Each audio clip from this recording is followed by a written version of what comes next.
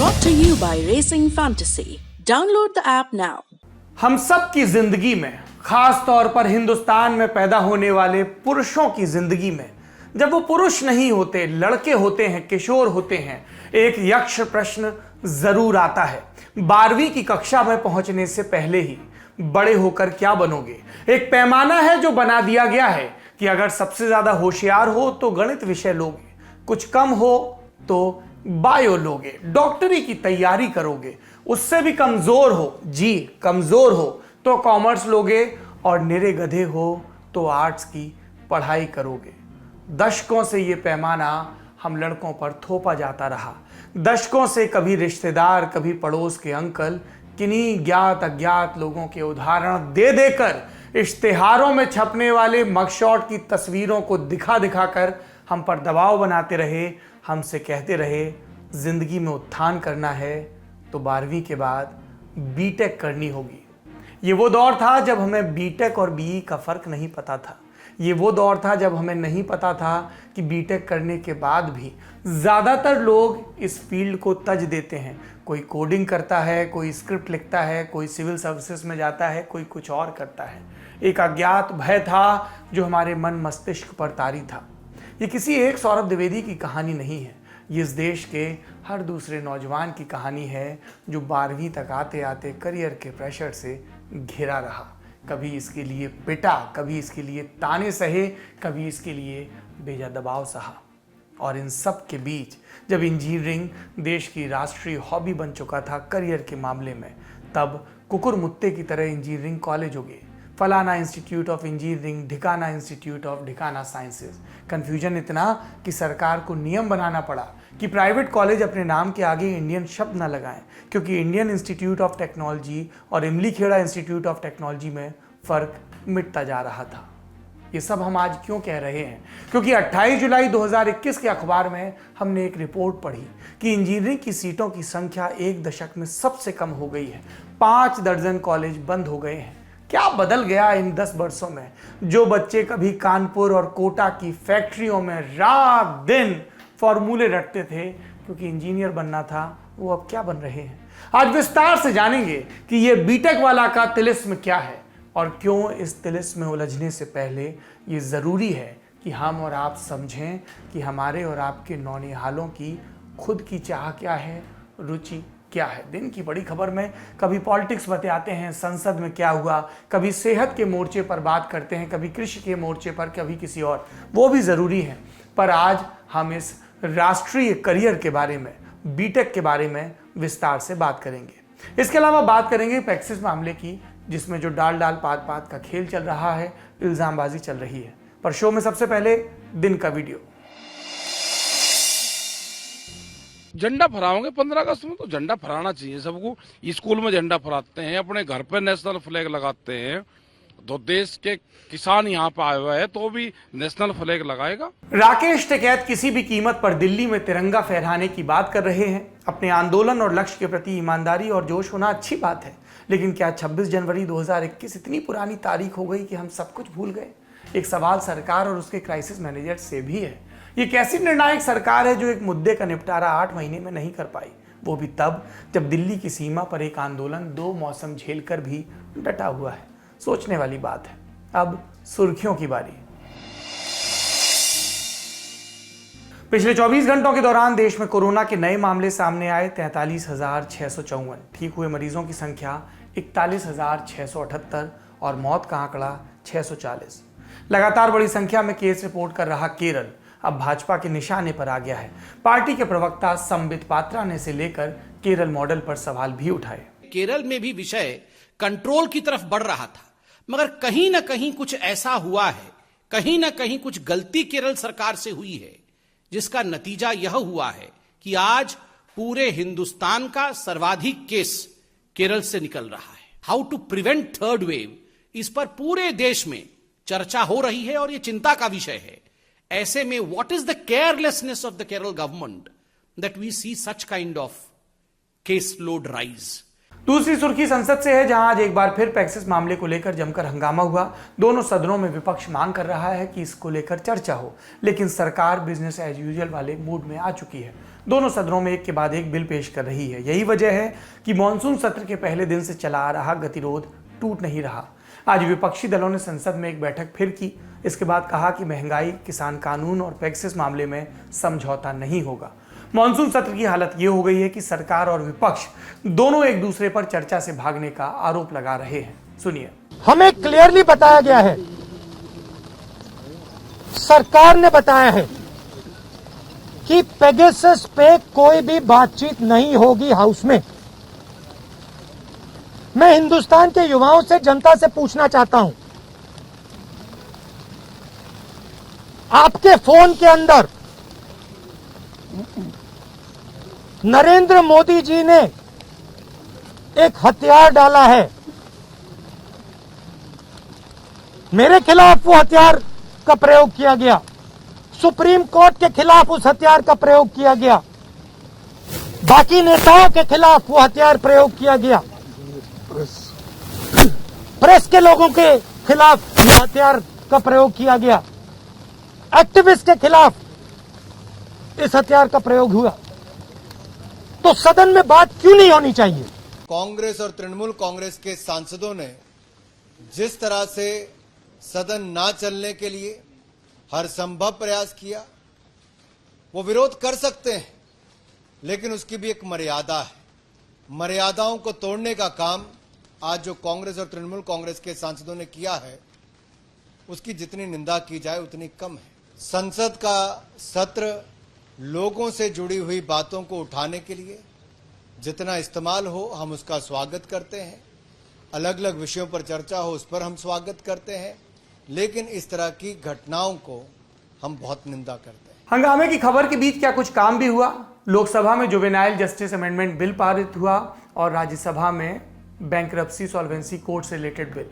अब ये आपको लग रहा होगा कि दोनों तो भयानक टेक्निकल चीजें हो गई, तो इसके बारे में ज्यादा जानकारी दे रहे हैं मेरे सहयोगी निखिल वाट। आज भारी हंगामे के बीच राज्यसभा में juvenile justice care and protection of children amendment bill 2021 pass हुआ। इसके तहत अब जिला कलेक्टर को बच्चे गोद देने के मामले में ज़्यादा अधिकार दिए जाएंगे। इसी के तहत जुवेनाइल एक्ट के तहत गंभीर अपराधों वाली व्याख्या भी अब बदली गई है। 2015 के जुवेनाइल जस्टिस एक्ट में ये व्यवस्था थी कि सिविल कोर्ट से आदेश आने के बाद ही अडॉप्शन यानी गोद लेने की प्रक्रिया को पूरा माना जाता था। आज पास हुए बिल में यही अधिकार जिला मजिस्ट्रेट और अतिरिक्त जिला मजिस्ट्रेट को भी दे दिए गए हैं। दूसरा बड़ा बदलाव है नाबालिगों के किए अपराधों के संदर्भ में। नए कानून में सीरियस क्राइम्स माने गंभीर अपराधों के लिए सजा के नए प्रावधान किए गए हैं। 2015 वाले जुवेनाइल जस्टिस एक्ट में यह व्यवस्था थी कि जघन्य यानी कि हीनस क्राइम्स के मामले में 16 से 18 साल के नाबालिगों पर वयस्कों की तरह मुकदमा चलाया जा सकता था पहले, लेकिन जघन्य अपराधों की व्याख्या इस तरह से हो गई थी, वो पिछला कानून बनाते वक्त, कि ड्रग्स या शराब जैसे जो थोड़े कम गंभीर अपराध हैं उन मामलों में भी ये सख्त प्रावधान लगाए जा सकते थे।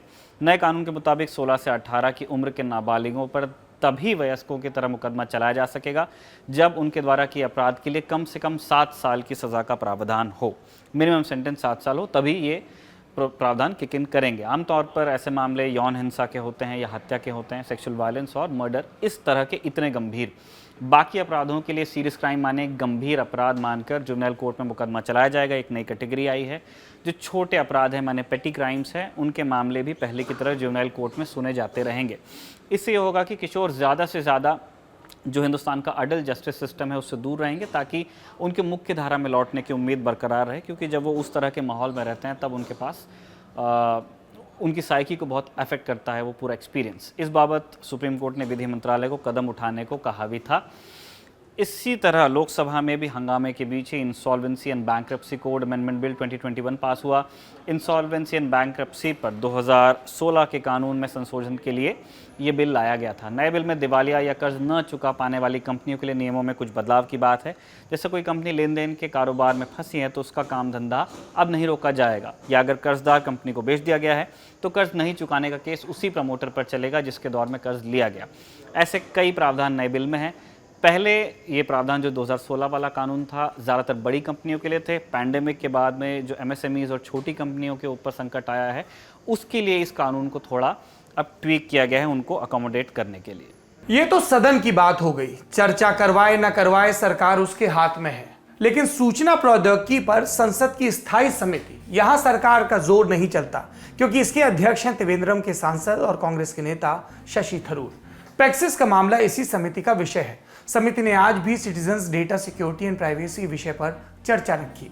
सिटीजन्स डेटा एंड सिक्योरिटी को आप सादी भाषा में पैक्सिस मामला भी कह सकते हैं। इसके लिए केंद्रीय गृह मंत्रालय और सूचना प्रौद्योगिकी मंत्रालय के अधिकारियों को भी आने को कहा गया था।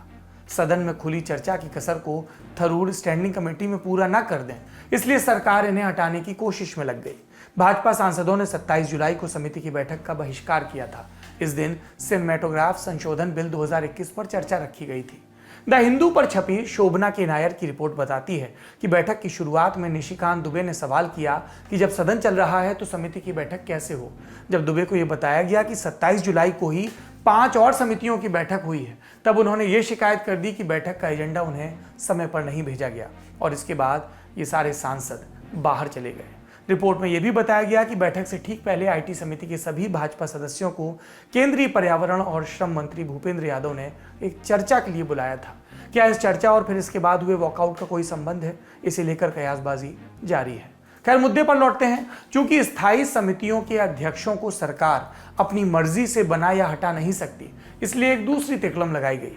भाजपा सांसद और समिति के सदस्य निशिकांत दुबे ने आज कहा कि कमेटी के 30 में से 17 सदस्यों ने लोकसभा अध्यक्ष को एक खत लिखकर सूचना दी कि थरूर उनका भरोसा खो चुके हैं। सरकार जानती है कि थरूर को हटाने के लिए किसी प्रक्रिया का उल्लेख नहीं है, वो सीधे लोकसभा अध्यक्ष के मातहत अपना काम कर रहे हैं, इसलिए शायद ये कवायद। संविधान के अनुच्छेद 94 और अनुच्छेद 96 में लोकसभा अध्यक्ष और उपाध्यक्ष के विरुद्ध अविश्वास प्रस्ताव लाने के लिए प्रावधान है। तो निशिकांत दुबे वाली चिट्ठी में इन्हीं नियमों के तहत थरूर को भी हटाने की मांग की गई है। वैसे थरूर का कहना है कि citizens data privacy and security committee द्वारा स्वीकृत एजेंडे का हिस्सा है और इस विषय के तहत पहले भी पैक्सिस मामले पर बात हो चुकी है। तो सरकार पैक्सिस मामले को अतीत में धकेलने में लगी है। जांच का आदेश नहीं दिया, चर्चा नहीं करवा रही। जिस संसदीय समिति में चर्चा हो सकती थी वहां अध्यक्ष को हटाने की तैयारी है। लेकिन क्या दुनिया में बाकी सरकारें भी इसी तरह से कर रही हैं, जांच और चर्चा से भाग रही हैं? कुछ तथ्यों पर नजर डालते हैं। फ्रांस में पैक्सिस मामले में 2 पत्रकारों ने शिकायत दर्ज कराई तो सरकार ने जांच बैठाई। यहां पैक्सिस के संभावित निशाने पर राष्ट्रपति मैक्रों का नाम भी था। इजराइल, जहां की एनएसओ कंपनी पैक्सिस बनाती है, उसने भी अपने यहां जांच के लिए समिति का गठन किया था। इजराइल के रक्षा मंत्री ने आज शुरुआती जांच के नतीजे फ्रांस के रक्षा मंत्री के साथ शेयर भी किए। एप्पल के फोन पैक्सिस के निशाने पर थे। अमेजॉन के तकनीकी ढांचे का इस्तेमाल भी इसके बनाने वाली एनएसओ कंपनी ने किया। इन दोनों कंपनियों ने खुलासे पर निंदा की। एप्पल ने कहा कि अपने फोन को बेहतर बनाएंगे और अमेजॉन ने एनएसओ की सेवाएं रोक दी। यानी हर कोई अपने स्तर पर प्रयास कर रहा है, भारत में नहीं दिख रहे हैं ये प्रयास। तीसरी सुर्खी, आज ट्विटर को फिर दिल्ली हाईकोर्ट से फटकार पड़ी। अदालत ट्विटर द्वारा दायर हलफनामे से संतुष्ट नहीं हुई और कहा कि अब ट्विटर को आखिरी मौका दिया जा रहा है। उसे एक ढंग का हलफनामा दायर करना होगा जिसमें भारत में ट्विटर के चीफ कंप्लायंस अफसर और ग्रीवेंस अफसर की जानकारी होनी चाहिए। ये दोनों नियुक्तियां आईटी रूल्स 2021 के तहत सभी सोशल मीडिया कंपनियों के लिए अनिवार्य है। बड़ी टेक कंपनियों में ट्विटर ही है जिसने नियमों पर अमल करने में इतनी देर की। ऐसे में ट्विटर से यह सवाल पूछा ही जाना चाहिए कि यदि उन्हें भारत में ऑपरेट करना है तो वो भारत के नियमों को मानने में इतनी हीला हवाली क्यों कर रही है। सवाल यह भी पूछा जा सकता है कि क्या वो अमेरिका में भी वहां के कानूनों को इसी तरह ठेंगा दिखाने की या यूरोप में हिम्मत रखती है। चौथी सुर्खी, इसका संबंध है अमेरिका के विदेश मंत्री एंटनी ब्लिंकेन और हमारे विदेश मंत्री एस जयशंकर की मुलाकात से। ब्लिंकेन 2 दिनों की भारत यात्रा पर आए हैं। आज दोनों नेताओं की बैठक में अफगानिस्तान, कोरोना महामारी और दूसरे द्विपक्षीय मुद्दों पर बात हुई। अमेरिका की तय लाइन पर ब्लिंकेन ने भी एक आजाद और सुरक्षित इंडो पैसिफिक रीजन की बात कही। इस लाइन का इशारा चीन के बढ़ते प्रभाव को लेकर था। जयशंकर से मिलने से पहले ब्लिंकेन राष्ट्रीय सुरक्षा सलाहकार अजीत डोभाल से भी मिले। वो आज प्रधानमंत्री मोदी से मिलकर कुवैत के लिए फिर रवाना हुए। 5वीं सुर्खी का संबंध है 2 राजनीतिक हस्तियों की मुलाकात से और उसके बाद के कयासों से कि मुलाकात हुई तो क्या बात हुई। ये मुलाकात हुई कांग्रेस की कार्यकारी अध्यक्ष सोनिया गांधी और बंगाल की मुख्यमंत्री और टीएमसी की सर्वेसर्वा ममता बनर्जी के बीच। और फिर खबरें आई कि उत्तर प्रदेश चुनाव और उसके बाद राष्ट्रपति चुनाव और फिर 2024 के लोकसभा चुनाव के मद्देनजर विपक्षी एकता को लेकर जो प्रयास हो रहे हैं, ये उसी दिशा में उठाया गया एक और कदम है। ममता बनर्जी ने बैठक के बाद बात करते हुए कहा, मुलाकात सकारात्मक रही, उम्मीद है भविष्य में कुछ अच्छा निकले। वैसे अच्छा निकलने से याद आया, ममता बनर्जी भी कांग्रेस पार्टी से ही निकली थी, समय समय की बात है। अब दोनों पार्टियां साथ आकर कुछ सकारात्मक करने की बात कर रही हैं। आखिरी सुर्खी का संबंध मानसून के चलते देश के अलग अलग हिस्सों में आई बाढ़ और भूस्खलन से है। सबसे ज्यादा नुकसान महाराष्ट्र में हुआ, कम से कम 209 लोगों की मौत हो चुकी है और 8 लोग अभी भी लापता हैं। हिमाचल प्रदेश के लाहौल स्पीति इलाके में अचानक बाढ़ आने के बाद मौसम विभाग ने यहां भी सूबे के लिए रेड वार्निंग जारी की। जम्मू कश्मीर में भी अचानक आई बाढ़ ने कम से कम 7 लोगों की जान ले ली और तकरीबन 30 लोग लापता हैं। शो में अब बारी 5 छल्लों की बात करने की, बात ओलंपिक की, टोक्यो ओलंपिक, और इसमें भारत का आज का प्रदर्शन कैसा रहा। 5वां दिन था, कुछ जीत और कुछ हार मिली। बैडमिंटन में हमारी सबसे बड़ी उम्मीद पीवी सिंधु, उनका मैच था, उन्होंने हांगकांग की चैंग नैन यी को आसानी से हराकर राउंड ऑफ 16 में एंट्री कर ली। इसके बाद बात तीरंदाजी की, दीपिका कुमारी, इनसे भी हमें उम्मीदें हैं। इन्होंने आज 2 मैच जीतकर प्री क्वार्टर फाइनल यानी आखिरी 16 में जगह बना ली। पहले अमेरिका की जेनिफर मुचिने को हराया और उससे भी पहले भूटान की कर्मा को। दीपिका से हमें मेडल की उम्मीद है और हम उम्मीद करते हैं कि जिस तरह से मनु भाकर और सौरभ चौधरी, चूंकि उनमें अनुभव की कमी थी, प्रेशर रहा, उन्होंने खुद स्वीकार किया, दीपिका के सामने वैसी समस्या नहीं आएगी। भारत के खाते में तीसरी जीत आई मुक्केबाज पूजा रानी के मुकाबले में। पूजा रानी ने महिलाओं के 75 किलोग्राम वर्ग में आज अल्जीरिया की मुक्केबाज को हराया और क्वार्टर फाइनल में पहुंच गई। ये तो हुई जीत की बात, अब हार का हिसाब। तीरंदाजी, हॉकी और बैडमिंटन में भारतीय खिलाड़ियों ने मुकाबले हारे। हॉकी की बात करें तो भारतीय महिला हॉकी टीम का मुकाबला था और वो ब्रिटेन से 4-1 से हार गई। ये लगातार तीसरी हार थी। बैडमिंटन में भी भारत के खिलाड़ी बी साई प्रणीत का सफर समाप्त हो गया। वो सिंगल्स के मैच में नीदरलैंड के मार्क काउलजोव से हार गए। ये थे आज की ओलंपिक अपडेट। हम उम्मीद करते हैं कि जल्द भारत को दूसरा पदक मिलेगा। इंजीनियरिंग, कुछ साल पहले तक कितनी बड़ी बात होती थी इंजीनियरिंग करना। माँ बाप भी सबको चौड़े होकर बताते थे, बेटा या बेटी बीटेक कर रहा है। 10वीं में जिसके अच्छे नंबर आए, गणित की तरफ ठेल दिया गया। ये मैं इसलिए कह रहा हूं क्योंकि अब ये चलन थोड़ा सा कम हो गया है। 10 साल पहले इंजीनियरिंग कॉलेजों में एडमिशन मिल जाना बड़ी उपलब्धि होती थी और यहाँ इंजीनियरिंग कॉलेज से तात्पर्य आईआईटी या एनआईटी भर से नहीं है।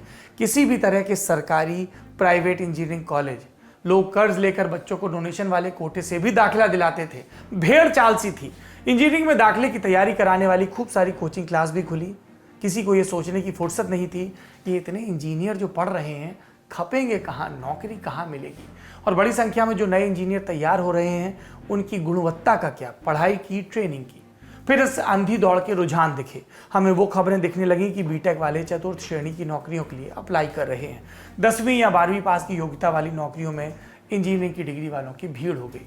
यानी जिस करियर और जिंदगी की उम्मीद में लोग बीटेक कर रहे थे वो इतने दूर नजर आने लगे कि बच्चों ने इंजीनियरिंग से मुंह मोड़ लिया। अब सीटें खाली हो रही हैं, कॉलेज बंद हो रहे हैं। आंकड़ों से बात समझते हैं। इंडियन एक्सप्रेस अखबार में रितिका चोपड़ा की रिपोर्ट छपी है। इसके मुताबिक इंजीनियरिंग में अंडर ग्रेजुएट, पोस्ट ग्रेजुएट और डिप्लोमा सीटें घटकर 23,28,000 रह गई हैं, यानी पिछले 10 साल में सबसे कम। सबसे ज़्यादा सीटें 2014-15 में थी 32 लाख। 2015-16 से आंकड़े में गिरावट शुरू हुई और 7 साल में 9 लाख सीटें कम हो गई। सिर्फ इस साल की बात करें तो 1,46,000 सीटें कम हुई। ये उन इंजीनियरिंग संस्थानों की सीटों का आंकड़ा है जो AICTE से मान्यता प्राप्त है। AICTE यानी all India council for technical education, केंद्र सरकार की वो संस्था जो इंजीनियरिंग कॉलेजों को मान्यता देती है। IIT, NIT ये संस्थान AICTE के अधीन नहीं आते क्योंकि ये संसद के कानून से बने हैं और स्वायत्त हैं। तो देश में इंजीनियरिंग की सीटें क्यों घट रही हैं? क्योंकि इंजीनियरिंग कॉलेज बंद हो रहे हैं। पिछले 7 साल में करीब 400 इंजीनियरिंग कॉलेज बंद हो गए। हर साल औसतन 50 कॉलेज बंद हो रहे हैं। इस साल भी AICTE से मान्यता प्राप्त करीब 63 इंजीनियरिंग संस्थान बंद हुए। हालांकि AICTE ने ही पिछड़े इलाकों के लिए 54 नए इंजीनियरिंग कॉलेज शुरू करने की मान्यता भी दी। अब इंजीनियरिंग के साथ गड़बड़ क्या हुई ये समझने की कोशिश करते हैं। जब देश आज़ाद हुआ तब सिर्फ 44 इंजीनियरिंग कॉलेज हुआ करते थे जिनमें 3200 सीटें, यानी पढ़ाई में टॉप 3200 बच्चे ही इंजीनियर बन पाते थे हर साल। तब इंजीनियरिंग करना शहरी परिवारों के ऊपरी तबके तक ही सीमित था। देश आज़ाद होने के बाद उस समय के प्रधानमंत्री पंडित नेहरू ने पंचवर्षीय योजना में औद्योगिकीकरण पर जोर दिया। अच्छे इंजीनियरिंग संस्थानों की नींव डालने की बात भी हुई क्योंकि ज़रूरत थी, और इसी के तहत 1950 और 60 के दशक में इंडियन इंस्टीट्यूट ऑफ टेक्नोलॉजी यानी कि IIT शुरू हुए, और इसके साथ ही राज्यों के स्तर पर भी रीजनल इंजीनियरिंग कॉलेज शुरू हुए, जिन्हें शॉर्ट में तब REC कहा जाता था। 2002 में इनका नाम बदलकर NIT कर दिया गया। साल 1960 में देश में सिर्फ 9 REC थे। स्कूल के स्तर पर बात करें तो राज्यों की मेरिट में रहने वाले बच्चों को इंजीनियरिंग में दाखिला मिलता था। इतना मुश्किल था तब इंजीनियरिंग कर पाना। 60 के दशक से 90 के दशक तक आए तो इंजीनियरिंग कॉलेजेस की संख्या में इजाफा हुआ, हालांकि धीमी गति से। लेकिन 80 और 90 के दशक में तकनीक का चलन जोर पकड़ने लगा और इंजीनियरिंग की पढ़ाई भी 90 के दशक के बाद से जोर पकड़ने लगी। प्राइवेट कॉलेज खुलने लगे। साल 2000 के बाद तो इंजीनियरिंग कॉलेज वाला क्रेज कस्बों और गाँव की तरफ भी खूब पहुंच गया। IT बूम ने इंजीनियरिंग को एक आकर्षक पेशा बना दिया, और इसका नतीजा ये हुआ कि तमाम ऐसे शहरों में जहां पर IIT हैं, जैसे कानपुर या दिल्ली, या फिर तमाम ऐसे शहर जहां पर किसी मशहूर कोचिंग इंस्टीट्यूट ने अपना बसेरा किया और बाद में वो अपनी कोचिंग के लिए ही मशहूर हो गए, जैसे कोटा, यहाँ पर हज़ारों की संख्या में बच्चे भेजे जाने लगे। ट्रेंड इस तरह चला कि 9वीं कक्षा से ही तैयारी शुरू हो गई, ऑनलाइन ऑफलाइन, फलाना टेस्ट ढिमाका टेस्ट, और इसमें एक देखा देखी की होड़ भी कि अरे भाई साहब, आपने अपने बच्चे को अभी तक कोटा नहीं भेजा, हमारा तो 9वीं में ही चला गया था। अब इन सब के सब का दाखिला IIT में तो हो नहीं सकता था। जिनको IIT NIT में सीट नहीं मिलती वो अपने बच्चों को प्राइवेट कॉलेज में भेजते। शिक्षा के व्यवसाय में लगे लोगों को इस डिमांड सप्लाई के खेल में मुनाफा भी दिखा, और इसीलिए इंजीनियरिंग कॉलेजों की संख्या अचानक बढ़ने लगी।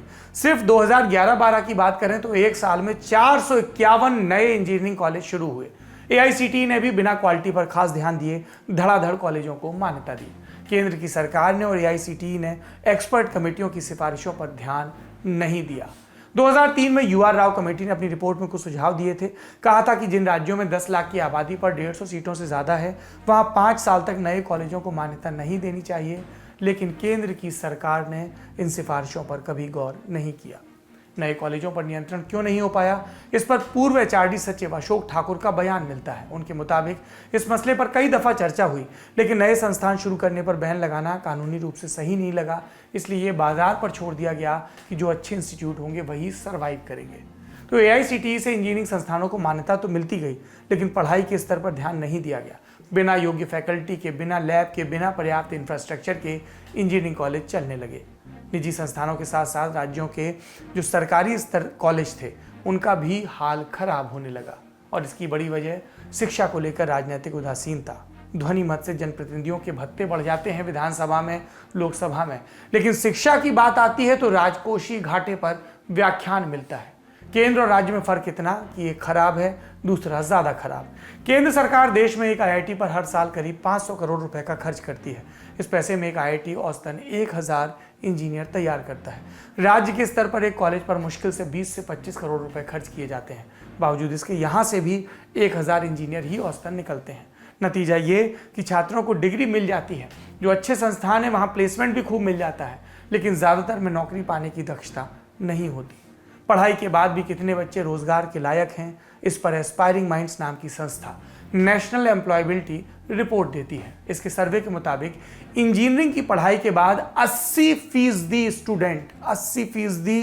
स्टूडेंट जिन्होंने बीटेक किया है वो रोजगार के योग्य नहीं होते। आप सोचिए कितना बड़ा नंबर है, और बाजार में जितनी नौकरियां हैं उसकी तुलना में नौकरी चाहने वाले 300 गुना तक ज्यादा हैं। 2 बड़े आंकड़े हैं।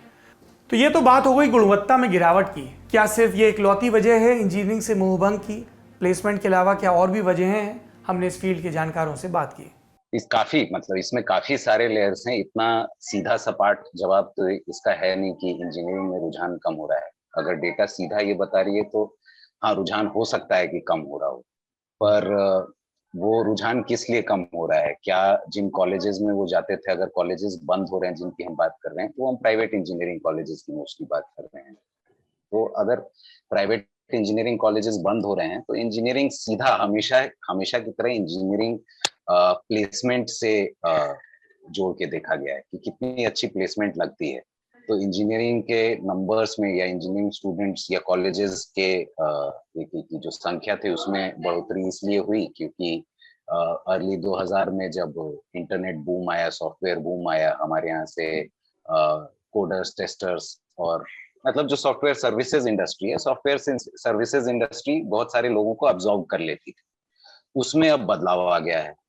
अब जो जॉब मार्केट है वो थोड़ा थोड़ा एडवांस स्किल्स की तरफ बढ़ गया है। एडवांस स्किल्स जिसमें जिसमें अगर आप जिसमें डेटा साइंसेज की बात करें, जिसमें एआई की बात करें, और जिसमें मतलब तो ऐसा नहीं है कि पहले मतलब काफी काफी दिन से लोग जो कोर इंजीनियरिंग पढ़ रहे थे, तो कोर इंजीनियरिंग से और वो जो काम करते थे उसके बीच में कोई खास समावेश था नहीं, और ना ही कोई, बिल्कुल बिल्कुल अलग चीजें पढ़ते थे लोग। और ये मैं आईआईटीज और एनआईटीज की बात कर रहा हूँ, तो प्राइवेट इंजीनियरिंग कॉलेजेस में तो बहुत सारों में और हालत खराब होती होगी। तो अल्टीमेट पर्पस होता था कि एक डिग्री ले लें और डिग्री के बाद एक नौकरी ले लें। तो अगर जॉब ड्रिवन इकोनॉमी है तो फिर बच्चे वहीं जाएंगे जहां पर उनको जॉब गारंटी बेहतर मिलेगी। इंजीनियरिंग अभी वो जॉब गारंटी ऑफर कर नहीं रहा है, और कोर इंजीनियरिंग ब्रांचेस तो और भी नहीं कर रहे। इंजीनियरिंग महंगी शिक्षा है, मतलब प्राइवेट कॉलेजेस में उसके लिए इंफ्रास्ट्रक्चर चाहिए, उसके लिए एक लेवल के टीचर्स चाहिए, हर हर हर तरीके से एक महंगी डिग्री है जी। तो बच्चे अब दूसरे ऑप्शंस देख रहे हैं। ये हो गया, मतलब ये जो थोड़ा नेगेटिव पहलू है इसका ये है। पर एक पॉजिटिव पहलू भी है कि हो सकता है कि बच्चे जागरूक ज्यादा हो रहे हैं, हो सकता है कि, और ऐसा है भी, अब जो उनको पढ़ना, या अब दुनिया उनके हाथ में, उनके फोन पे है ना, तब उनको दिख रहा है कि दुनिया में चल क्या रहा है। चीजें अभी सबसे ज्यादा लोग शायद यूट्यूब से सीख लेते हैं, जो बेसिक स्किल्स होती हैं, जो बेसिक पढ़ाई होती है, जब वो तैयारी कॉम्पिटिटिव एग्जाम्स की वो ऑनलाइन ही कर रहे हैं, तो उनको ऐसा भी लगता है कि डिग्री मतलब कितने दिन दूर हैं जब वो डिग्री भी ऑनलाइन न ले पाए। और ये पिछले 2 साल तो इस बात के लिए मतलब इसको और इस पे असर्ट करते हैं कि हाँ ऑनलाइन हो सकती है पढ़ाई। इंजीनियरिंग स्पेसिफिकली उसकी पढ़ाई ऑनलाइन नहीं हो सकती, पर एक तरह से ठीक है कि इंजीनियरिंग कॉलेजेस कम हो रहे हैं, क्योंकि इंजीनियरिंग एज अ डिग्री को लोग एक स्टेपिंग स्टोन की तरह देखते हैं, वो उनके लिए एंड गेम नहीं है। मतलब उसमें अगर आपको अच्छा करना है तो अपने एंड से बहुत मोटिवेशन चाहिए होता है। मिडिल क्लास के लिए इंजीनियरिंग बस वो मिडिल क्लास से निकलने का या नौकरी पकड़ने का एक तरीका है। तो आई थिंक मतलब दोनों दोनों तरीके हैं। तो अगर अच्छी बात है अगर उसमें से काफी स्टूडेंट्स इंजीनियरिंग इसलिए नहीं कर रहे हैं क्योंकि वो बेहतर जानते हैं कि इंजीनियरिंग के अलावा भी और भी ऑप्शंस हैं जो कि वो देख सकते हैं। एक और चीज जिस पे हम आपसे टिप्पणी चाहते हैं सर, वो ये है कि जो रेगुलेटरी फ्रेमवर्क हमारे यहाँ पे था, उन तमाम कॉलेजेस के नियमन के लिए, जो जैसा कि आपने कहा कि आईटी बूम के नतीजे में जो कॉलेजेस आते हैं उस डिमांड को केटर करने के लिए, और आप जिले जिले में, शहर शहर में इंजीनियरिंग कॉलेजेस देखते हैं, वहां पे जो क्वालिटी थी पढ़ाई की, उसको लेकर के मतलब सरकार ने किस तरह से काम किया या नहीं किया, जिसके नतीजे में हम देखते हैं कि वो इतने जल्दी पीक कर गया, एक तरह से मैक्स आउट कर गया इंजीनियरिंग में इंटरेस्ट हमारे यहाँ पे। नहीं, पढ़ाई के लिए तो मेरा पर्सनल ओपिनियन है कि सरकार क्या ही काम करेगी। तो सरकार कर रही है, अगर अभी आया है एक ब्रॉडर लेवल पे जो मल्टीडिसिप्लिनरी बनाने की, टेक्नोलॉजी को मल्टीडिसिप्लिनरी, तो इंटेंट कहीं कहीं इंटेंट दिखता है, लेकिन वो इंटेंट अब कितना ट्रांसलेट करता है निचले तबकों पे या छोटे लेवल पे या एकदम पढ़ाई मतलब करिकुलम के लेवल पे, वो तो समय ही बताएगा। अब अच्छा या बुरा है, लेकिन आईआईटीज डिफाइन करते हैं कि इंजीनियरिंग एजुकेशन कैसे होगा देश में। तो अच्छी बात अब ये है, जहां तक मतलब जो मैंने देखा है, कि इंजीनियरिंग एजुकेशन को उसको जिस तरीके से अब तक लोग कर रहे थे, एटलीस्ट हर जगह लोग ये सोच रहे हैं कि हाँ इसमें एक बदलाव की जरूरत है, इसमें एक नए अप्रोच की जरूरत है। क्योंकि टेक्नोलॉजी या इंजीनियरिंग एज सच, एक तो इंजीनियरिंग प्योर इंजीनियरिंग जैसी कोई चीज एग्जिस्ट नहीं करती, वो बहुत दिन पहले ही बदल गई। काफी सारे डिपार्टमेंट्स आपस में इंटरट्वाइंड हो गए। उसके बाद इंजीनियरिंग अब ज्यादा टेक्नोलॉजी एक ज्यादा बड़ा टर्म है और ऑल इनकम्पासिंग टर्म है। टेक्नोलॉजी भी अब स्टैंड अलोन एग्जिस्ट नहीं करता, टेक्नोलॉजी बिना ह्यूमैनिटीज के एग्जिस्ट नहीं करता, ह्यूमैनिटीज बिना टेक्नोलॉजी के एग्जिस्ट नहीं करती, विच मीन्स जो भी इंजीनियरिंग एजुकेशन है उसको मल्टीडिसिप्लिनरी बनाने की दिशा में कुछ काम हो रहा है। और उम्मीद है कि मतलब अगर सही तरीके से काम हो तो हम लोग अगले 5 साल में हो सकता है कि एक नया रीडिफाइंड इंजीनियरिंग करिकुलम देखें, जिसमें कि एक जिसको बोलते हैं ना कि वेल राउंडेड ग्रेजुएट निकल के जिससे आए। तो पॉलिसी लेवल पे और काम की जरूरत है, और डीपर लेवल पे ये समझने की जरूरत है कि मतलब एंड गेम क्या है। अगर जो इंजीनियरिंग करने जा रहा है स्टूडेंट या इतने इंजीनियर्स हम लोग खड़े कर रहे हैं तो एंड गेम क्या है। जब शुरू हुआ था तो इंटेंट बहुत बहुत क्लियर था कि देश में फैक्ट्रीज बनने वाली हैं, हम लोग टेक्नोलॉजी ड्रिवन नेशन बनने वाले हैं, तो हमें इंजीनियर्स की जरूरत है। अब ये समझने की जरूरत है कि हमें इंजीनियर्स की जरूरत है क्या, और अगर है तो किस तरह के इंजीनियर्स की जरूरत है। जाहिर सी बात है और एकदम दिख रहा है कि सिर्फ फैक्ट्री वाले इंजीनियर्स की जरूरत तो है ही नहीं। क्या सिर्फ सॉफ्टवेयर इंजीनियर की जरूरत है, वो भी नहीं पता। तो वो डिफाइन करना जरूरी है कि किस तरह के इंजीनियर्स की जरूरत है, अगर इंजीनियरिंग एजुकेशन स्पेसिफिकली उसकी बात करें तो हमारे यहाँ जो इंजीनियरिंग कॉलेज होते हैं वो बेसिकली जो डोमिनेंट है, बीटेक डोमिनेंट है इंजीनियरिंग कॉलेज सारे। और अपने यहाँ जो पेरेंट्स की या सोसाइटी में जो टेंडेंसी रहती है कि हमारा बच्चा 4 साल बाद एक अच्छे पैकेज पे चला जाए, ठीक है ना, और उनका कोई मतलब उद्देश्य नहीं होता है कि बीटेक करने के बाद हम R&D डिपार्टमेंट में जाएं या हम कुछ रिसर्च करें या हम आगे हायर एजुकेशन में जाएं, ऐसा कुछ नहीं, बस ओनली पैकेज। ठीक है, तो अब प्रॉब्लम यहाँ पे क्रिएट हो गई कि पहले IIT थी 7, अब आज की डेट में जो IIT है वो आई होप शायद 23 के अराउंड है शायद, लगभग। तो अब आप ये मानिए कि 7 IITs जो थी और एक BHU और धनबाद को मिला के टोटल 9 थी। वो पहले IIT नहीं थी, अब हालांकि आज की डेट में IIT है। तो अब 7 से अब 23, कितना मतलब ड्रास्टिक चेंज है ना। तो अब यहाँ से बच्चे हर साल जब निकलेंगे इतने बहुत सारे उसमें क्या कहते हैं तादाद में, तो कैसे सबको जॉब मिलेगी। उसके बाद फिर 31 के आसपास अराउंड अपनी NIT है, 31 या 33 के अराउंड, है ना। तो अब इसमें पहले सेलेक्ट जो बच्चे सेलेक्ट होते थे IIT में वो लगभग 3,500 के आसपास होते थे। अब आज की डेट IIT में ही सीट बढ़ गई है, 13,000 के अराउंड सीट है लगभग।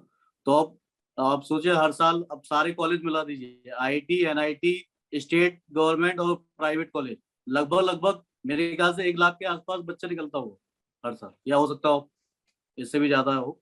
अब इतने सारे लोगों को जॉब अच्छी कहाँ से मिलेगी।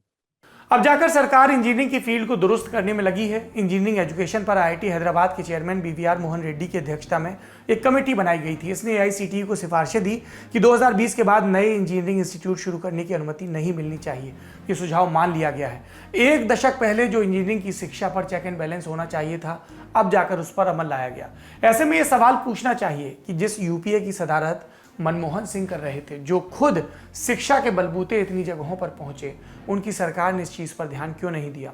और नरेंद्र मोदी सरकार को इस बात की शाबाशी दी जानी चाहिए और साथ में एक हिदायत भी कि सिर्फ नए इंजीनियरिंग कॉलेज खोलने पर रोक न लगाएं, जो पुराने चल रहे हैं उनका भी सख्त ऑडिट किया जाए। और बात सिर्फ इंजीनियरिंग कॉलेज तक नहीं है, देश के हर कॉलेज में, आप उत्तर प्रदेश बिहार कहीं भी जाइए, प्राइवेट जो BA करवाने वाले कॉलेज हैं, BSc करवाने वाले कॉलेज हैं, वहाँ की गुणवत्ता का भी यही हाल है।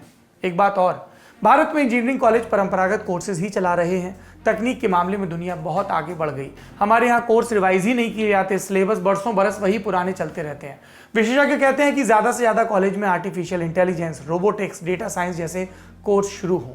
और क्या कहते हैं विशेषज्ञ, सुनिए। और आखिर में ये सवाल कि जो बच्चे इंजीनियरिंग की पढ़ाई की तरफ जाना चाहते हैं उनके लिए क्या सुझाव हैं। बहुत कॉम्प्लिकेटेड सवाल है, इसका इतना सीधा सपाट आंसर नहीं है। देखिए, कंफ्यूजन तो रहेगा। 18 साल की उम्र में मतलब आप नेचुरली प्राकृतिक रूप से वायर्ड हैं कंफ्यूज रहने के लिए। आपका मतलब एमिगडाला या ब्रेन का वो पार्ट उतना डेवलप नहीं हुआ रहता है जिसमें आप क्लैरिटी से और एकदम सोच पाए ये। सो मोटा मोटी मेरा पर्सनल टेक, अगेन जो मैंने ऑब्जर्व किया है या देखा है लोगों में, मोटा मोटी आप इंटरेस्ट बिल्ड करके जाएं, अपने मतलब सवाल पूछते रहें खुद से। हो सकता है कि स्पेसिफिक आप जो ज्वाइन करें, और जब आप इंजीनियरिंग करने जाएं, एक तो इंजीनियरिंग सिर्फ इसलिए मत करने जाइए क्योंकि इंजीनियरिंग से नौकरी की गारंटी रहती है।